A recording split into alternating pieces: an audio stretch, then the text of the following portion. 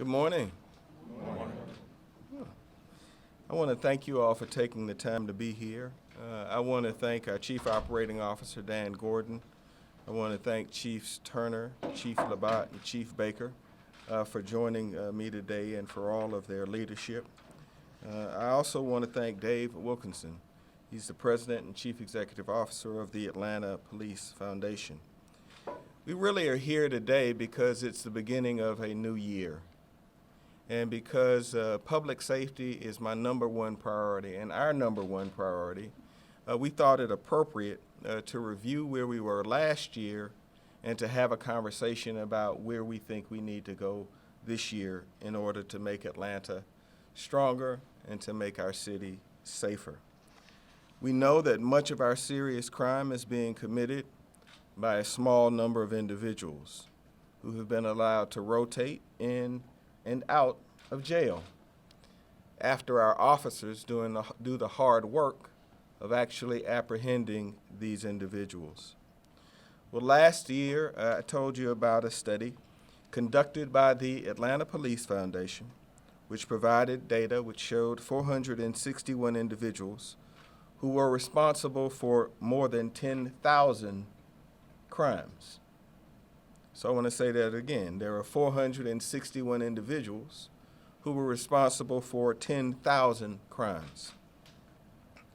Most concerning to me at the time was that only about 16 of them, so out of 461 who have been arrested before, 16 of them, or 4% of these individuals, had ever spent time in jail. It's after they were convicted. For the past 18 months, we've worked collectively and in a cooperative fashion with our partners from around the county and around the state to develop a comprehensive approach that actively addresses what I call the repeat offender crisis in our city. And so in partnership and in collaboration, we established a repeat offender commission. And I wanted to share the news today regarding what we've learned. Our most recent data shows that approximately 55% of repeat offenders are now receiving jail time when they are arrested by our officers. And since I was intensely critical, certainly of our friends on the bench, I thought it appropriate that a year and a half later, after real change and real partnership had been shown, that we come back and talk about what happens when we collaborate.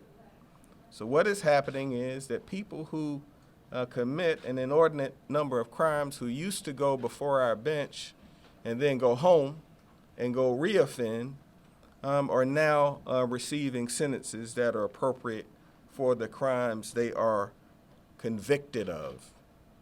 The first repeat offender report card will be released soon and will outline the progress made in 2015 and the sentencing statistics for each of our judges. I'm committed to staying focused on this issue, and so is our team. We've also been working to improve public safety in our West Side neighborhoods. The Atlanta Police Foundation and APD's West Side Initiative is a collaborative effort that has brought the community and private sector partners together. We're also cooperating with law enforcement at the federal level as well. Our West Side security plan consists of the following 4 components. More than 100 cameras and license plate readers will be installed by the end of the month of March. A West Side security patrol working with the Atlanta Police Department to ensure maximum police visibility in the community is being deployed right now. Partnering with Pulte Homes and other home providers, we will build between 20 to 25 new homes for Atlanta police officers to ensure our officers have a personal investment in the communities that they are so honored to serve in. Lastly, I'm excited to announce that we're building a West Side Youth Development Center.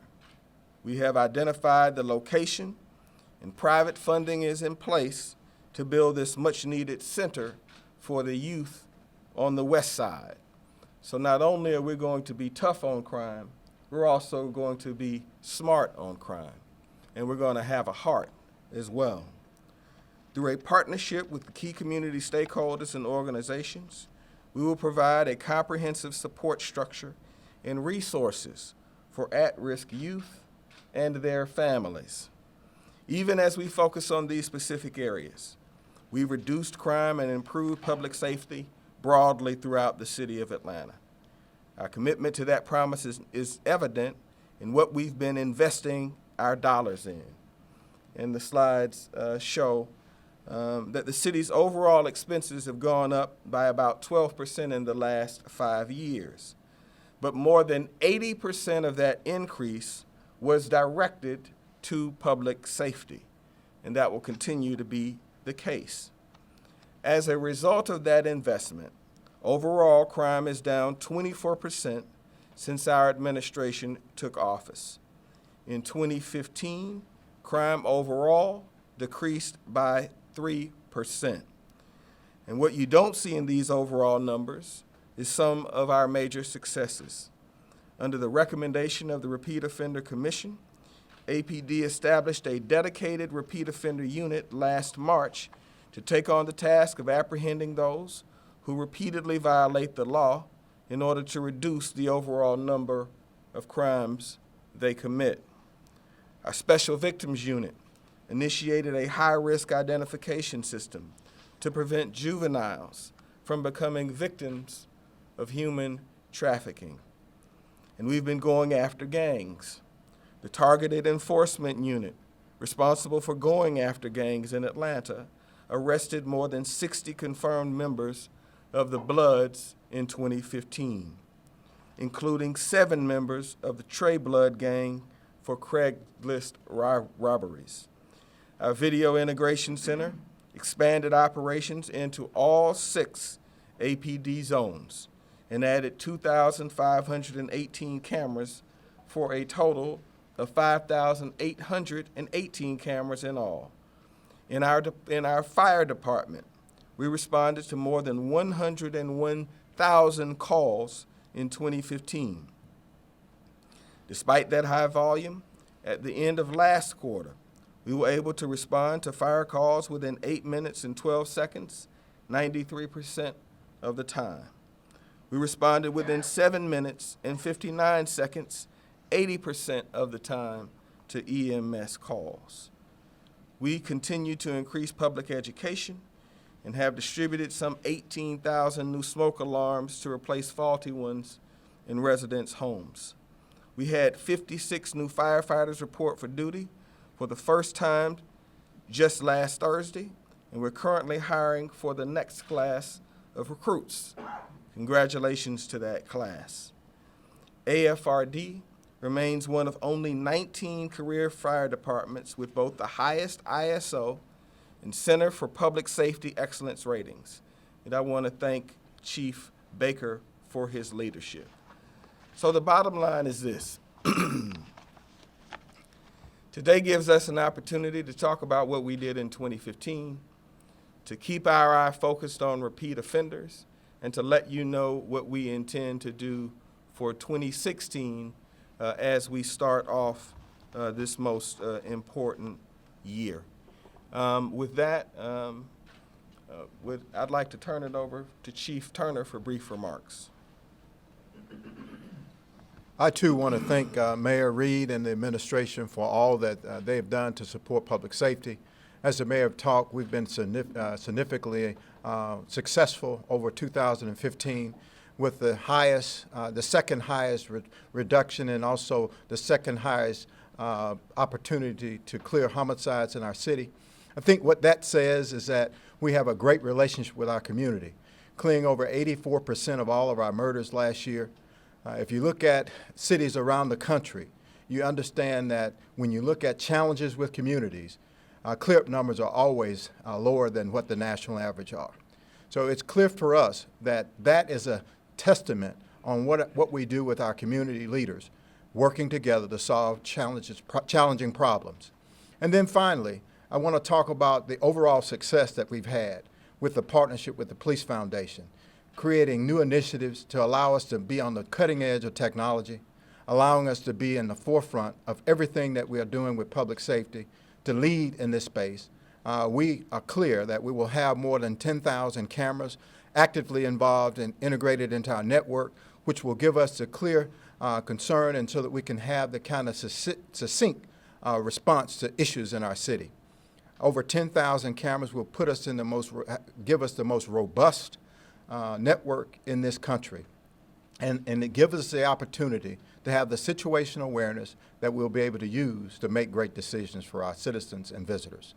And then finally, we continue to show our heart. As you look at what we did with our Police Athletic League last year, we actually had more than 250 youth that we serviced each and every day and throughout the summer at 3 camps that we utilized. And it's clear for us that we've got to provide an opportunity to change the lives of so many young people in our city. So I want to again thank the mayor, city council members for the support that you guys have provided to us. And we look forward to moving forward and moving our city forward to make sure that we're the safest big city in America. Thank you. Chief Baker. Good morning. Good morning. I also like to state that Mayor Reed's administration has made significant investment in Atlanta Fire Rescue Department. In late 2015, the department reopened historic Fire Station number 7 in the West End community, and the department is the largest in the city history as related to our personnel staffing. Atlanta Fire Rescue Department currently employs 1,070 fire department members at all ranks level. The department has 76 vacant positions, and as the mayor stated, we have begun our hiring process with 2 open enrollment periods. One of the periods will end March the 7th. With each open application period, we're looking to hire approximately 70 firefighter recruits. Right now, this number is driven particularly by the capacity that our training staff can effectively train new recruits as well as our expected attrition rate. We're also seeking to create a more diverse workforce and expand our efforts to recruit through radio advertisements, appearances at job fairs, and military bases throughout the state. We're also expanding our reach to minority and Spanish-speaking community with the assistance of the Office of Immigrant Affairs and our Multicultural Liaison Unit. As the mayor mentioned, the Atlanta Fire Rescue Department is one of 19 departments that holds an international accreditation as well as a Class 1 ISO rating. We have also, as the mayor mentioned, replaced over 18,000 faulty smoke alarms throughout the city of Atlanta communities. As we continue to monitor our performance on a quarterly basis, our response benchmark for 8 minutes and 12 seconds for fire calls is 93%. Given that that's a good rating since we had over 101,000 fire calls. The Atlanta Fire Rescue Department have other significant additional initiatives. We established a Rising Phoenix program for our leadership development, the Citizen Fire Academy, the Atlanta Emergency Preparedness Institute for our business community, tuition assistance program through the Atlanta Fire Foundation, and we also have increased our awareness training for our internal stakeholders on topics such as active shooter training as well as homeland security. In addition to our recent rollout initiative, we have accumulated over $896,000 in 2015 for cost recovery efforts and revenue stream from fire inspection in our community risk reduction area. Last Monday, the Atlanta Fire Rescue Department rolled out its new initiative for upgrading basic life support engine. In addition to the department-wide training, we have expanded our means of medical intervention by equipping our basic life support unit with additional vital medication and enhancement airway management devices. These drugs and equipment were previously only available on advanced life support units. And now this initiative and these enhancements allow a more effective coverage for certain type of emergency medical service emergency calls, such as responding to drug overdose, chest pain, asthma attack, and hypoglycemic emergencies. Prior to last Monday, these types of emergency will require dispatching both a basic life support unit as well as an advanced life support unit. But now we are able to respond one fire engine on the majority of our medical calls related. I'd also like to state that our fire calls are down, and I really contribute that to the leadership of our community risk reduction team. Good morning. Under Mayor Reed's leadership, traditionally, our jail's been transformed. We've been allowed to delve into the community and start programs such as Love Our City. So on February 1st, we actually put out the call for you all to help us clean our city, create a safe environment. And as such, we've received 144 requests, and we've completed 3 of those requests, 35 of those requests with 3 topics, mainly tire and debris pickup, graffiti removal, and right-of-way cleanup. We've been able to partner with constituent services, provide continuum of care. And as we can identify those areas that you all have helped us lean toward, we're in a space that we can really provide an impact. Just yesterday, Chief Turner and his team allowed us to not only impact a husband and wife who needed some additional resources, but led by Mayor Reed's Office of Constituent Services, we are able to get them some help, able to get them off the street and allow them to begin to repair their lives. So with that, the other portion of what we've been able to do leans toward cleaning and closing vacant properties. This year alone, we've partnered with Vacant Property Services and actually have been able to clean and close 216 properties. Our goal is to create a safer and cleaner environment, give people an environment that they're proud to live in. So again, to capitalize on what one of Mayor Reed's goals has been is the children. Under Mayor Reed's leadership, we've been able to go beyond the walls of the jail and partner with Bethune Elementary and have our officers go and read to 3rd grade students to show them that officers are not just someone that's in their community to enforce the law, but be in a space that we can provide someone that they can look up to. We often talk about, and you hear people talk about building jails and prisons for those that cannot read beyond the 3rd grade level. So that's where we started. And we've been able to, in these programs, been able to partner with different APS schools and provide tours, giving people an opportunity. We don't run a Scared Straight program. We call it Operation Redirect. It's about choices for us. It's about giving people an opportunity to see where you can move beyond. So with that, I too, like Chief Turner and Chief Baker, would like to thank Mayor Reed for his leadership in the public safety space, as well as our council members. And I'll turn the mic back over to Mayor Reed. So here's the bottom line and the main reason for having you all here today. About 18 months ago, 461 individuals were committing 10,000 crimes, and only about 4% of them were ever spending any time in jail. That was bad for the city, and it was bad for the people of the city. Today, after working in a cooperative fashion, about 55% of those individuals who come before the courts are now seeing time in jail. These are individuals who have been convicted repeatedly and who our officers have caught repeatedly. And so as a team, we thought it appropriate, certainly with the partnership that we have had with Dave Wilkinson and the Police Foundation, to come back and really finish the conversation and ask that you shine a light on this and encourage continued progress.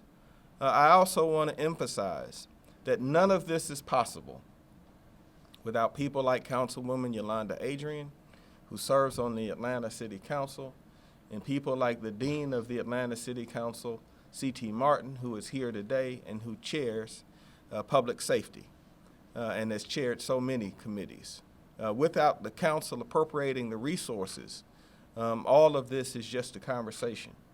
And so I want to express my gratitude to every member of the Atlanta City Council, but certainly those members who have joined us here today.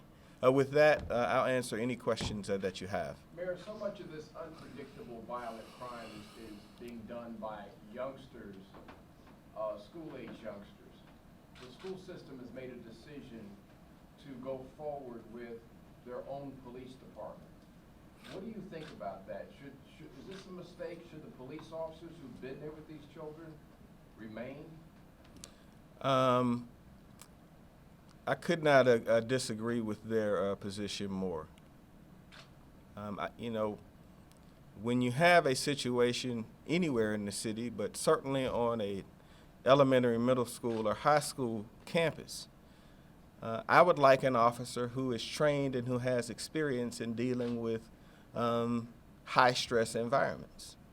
I'd also like a person who knows how to communicate with the police department. And so everyone knows that APS is independent. They're expressing their independence. But I think that they're going to make the children of the City of Atlanta school system far less safe. And I also think that we should move forward with an initiative to partner on a 50-50 basis with making sure that all of our elementary, high school, and middle school campuses have video camera capability. Because in the event of an active shooter situation, our police officers need as much information as possible, Morris, about what is going on in the environment that they're going to be first called to deal with. And so if you do an analysis of any active shooter situations, it is almost always the local police department that is the first on the scene to deal with that situation. Why anyone would choose to fracture that relationship, meaning having a police officer in the building who's communicating with other police officers of a department that consists of 2,000 officers, is simply beyond me. Do you and the chief need to have a conversation? Is it possible for you to have a conversation before they go forward with this? Well, Morris, the chief and the superintendent have had conversations. And so, in the spirit of a new relationship, I really have not been as forceful, but my position has remained unchanged. When I first heard of this idea, I said that I thought that it was terrible and that it would make our children less safe. I'm saying the same thing today. But APS is independent, and so they're choosing to implement what I think is a program that could have catastrophic consequences for the children of our city. But to answer your question, they have had conversations, multiple conversations. But at the end of the day, once you make your case, if the other folks think it's better to hire a bunch of folks who are not police officers to police the children of the city of Atlanta at a time where the overall environment, because of active shooters, has changed forever post-Paris, November 13th, then I'm going to leave you all to have that conversation with them. But I hope that you all will question them about it as vigorously as you all question me on complex subjects. Dave? The numbers speak for themselves, but you're also dealing with the issue of perception from the community that they don't perceive that the city is safe or safer. Yeah. How, and you've shown the success you've had already, how do you convince them even more that things are continuing to improve? Well, Dave, I really think you have to earn it back, and perception drags 3 to 4 months behind reality. And so the reality is we had a very difficult summer. The reality is that we're going to have to develop new strategies to engage young people because, I don't believe in a politics of just the hard. I believe in a politics of the soft and the hard. And we've got to execute on this repeat offender issue. When we do all of that, there will still be a lag in the perception issue. But you address perception kind of like being in a marathon where you just walk perception in day by day. And so we know where we are, but we view the repeat offender effort as the most important thing that we can do around perception. So addressing gangs, addressing youth challenges, and addressing repeat offenders represents 3 of the 4 prongs that we're focusing on, the 4th being the deployment of technology. What about parental responsibility, Mayor? Can you deal with that at all? I mean, as Morris mentioned, some of these offenders are becoming very young. Yeah. Is there something that you and your administration can do to deal with parental responsibility for these kids? Chief? Yes, part of the youth initiative that we're standing up on the west side will include a parental component that will allow us to bring that child, that juvenile, into that diversion center to really to do a triage of that individual, to find out what that child may need so that we can try to put that child on the right path. We've been working with a number of 501c3 organizations to set that policy up. We're excited about that initiative. It will expand to other precincts. It will start in the west side area. Our intent is to change the trajectory of young people in this city. When their first encounter with police officers are in the backseat of a police car, we have an opportunity to change that if we have the right resources in that center, and that's where we're driving to. Excuse me. And so, Dave, that's really what the chief's effort on the West Side Future Fund, and the fatherhood initiative that we launched really is all about getting at the youth component of this. We think if we have a stronger connection between dads and their kids, that helps. We think that if you focus through the West Side Future Fund on the most challenged zip codes in the city of Atlanta, that certainly helps keep folks from doing crimes that increase in an escalating fashion.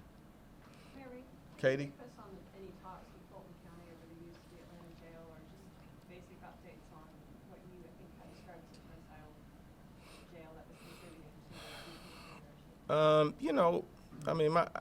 I don't know what Fulton County is going to do about their jail now that they're not under a court order. What we are doing is working in partnership with our judges to make judges know that as it relates to repeat offenders, we have a jail too. And so we're also prepared to use our own judges to hear cases, as long as the chief judge allows our judges to hear cases. And we're prepared to use our own jail space as it relates to these repeat offenders. That hasn't happened. That decision hasn't been made. No, we've made that decision. So we have communicated with the chief judge regarding our desire to have our local judges be able to hear repeat offender matters. So that is going forward. And we have also communicated our willingness to use our own jail for this narrow bandwidth of offenders. The reason it's narrow is, we don't want to pay twice. We already support Fulton County Jail, and we don't get our money's worth out of Fulton County Jail right now.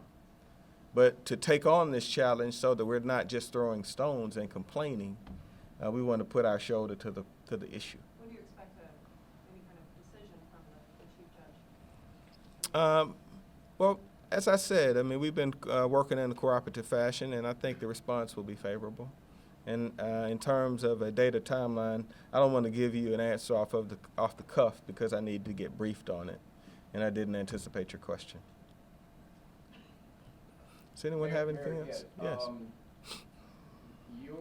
You had some efforts, and you've been backed by the city council to put some raises through for particularly veteran police officers. Mhm. The chief still has more folks, though, who have either made a decision to leave or they're in the process of making that decision to leave that he'd like to keep. How would you describe your relationship right now with the police officers, especially led by their union? Yeah, I think that they're getting better and better every time we pass a pay raise. Right? So, what I said was when the litigation was over, we would start addressing pay right away. The Georgia Supreme Court ruled unanimously in favor of the city regarding our pension efforts. We immediately passed pay raises for lieutenants. Shortly thereafter, led by Councilmember C.T. Martin, we immediately passed pay raises for sergeants. We will come up to the budget season very soon. We're working on the budget right now, and we anticipate moving forward with another round of pay raises for our rank and file officers, which will represent the 8th pay raise we would have provided Morris in the worst economy since the Great Depression, and more than any other local government is granted in pay raises. But I'll tell you this, after Paris and having the kind of briefings that I've had from our local special agent in charge from the FBI, our officers are going to have to be compensated because the nature of their job has changed, Morris. In an environment where ISIS is sending hundreds of thousands of emails and communicating with people through social media, they're just trying to activate one individual. And the federal capacity to investigate all of these claims and whether someone is being radicalized, the nature of that has changed. It puts an added burden on law enforcement. So I always want to pay our public safety officials better. The only comment that I would have regarding it being productive is the tone of the conversation. I treat people how they treat me, right? So I'm saying under no uncertain terms that I have a willingness to increase pay as long as it doesn't send the city over a financial cliff. And so I'm excited about the upcoming budget season. They couldn't have better advocates than Councilmember Martin and Councilmember Adrian and Councilmember Shook and Juan and Bottoms and Hall. And so I think we'll get a deal. Hey, thank you all. Can I pivot with one national politics question? Yes, Doug. As you know, Senator Sanders is coming to town today. Bill Clinton was in town over the weekend. How do you view how competitive that race will be for Democratic votes, especially African-American votes over the next couple of years? Doug, I think that Senator Clinton is going to beat Senator Sanders in Georgia. I think that Senator Clinton is going to be the Democratic nominee. And so what I've said all along is that, and I hosted the president on Saturday, President Clinton. What I've said all along is it's very important that we just go ahead and hash it out, run the campaign, right? As we stand here today, Secretary Clinton is way ahead in terms of the number of delegates. This is about a march to delegates. And let's just go ahead and have the campaign. I made a remark a few weeks ago that Katie covered where I said, let's just not be alarmed. And so in my view, I really don't care how long this election takes as long as I know how the movie ends.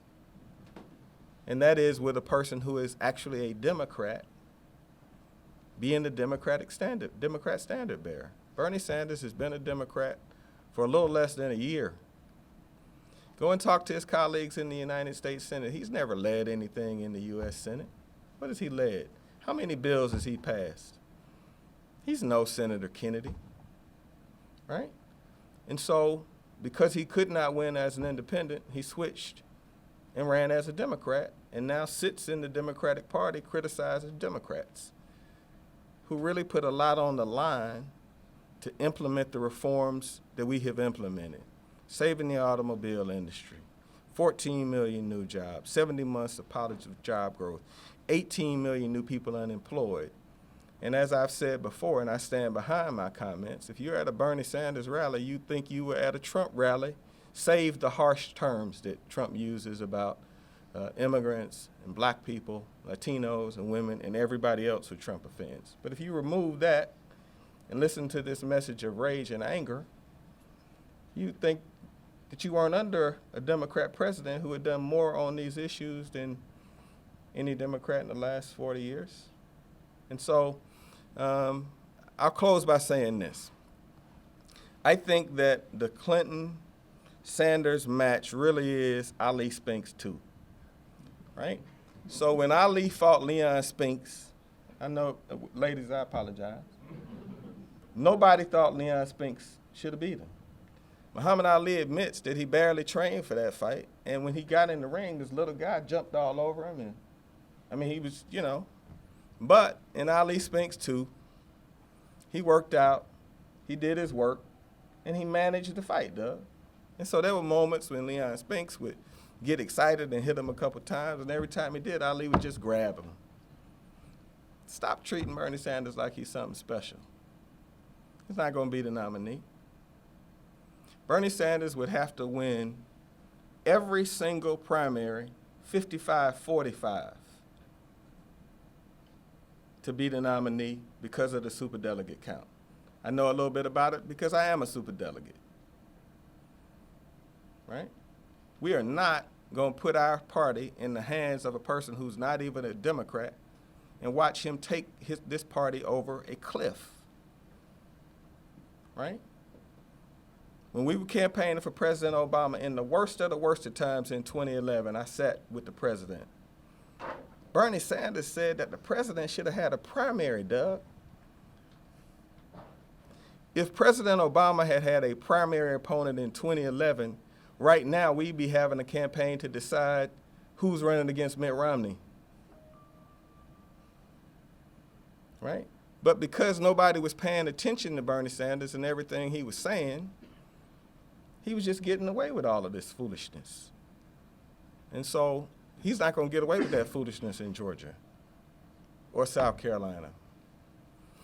I'm sorry, I feel a certain way about that. Hey, thank you all for coming today. God bless you.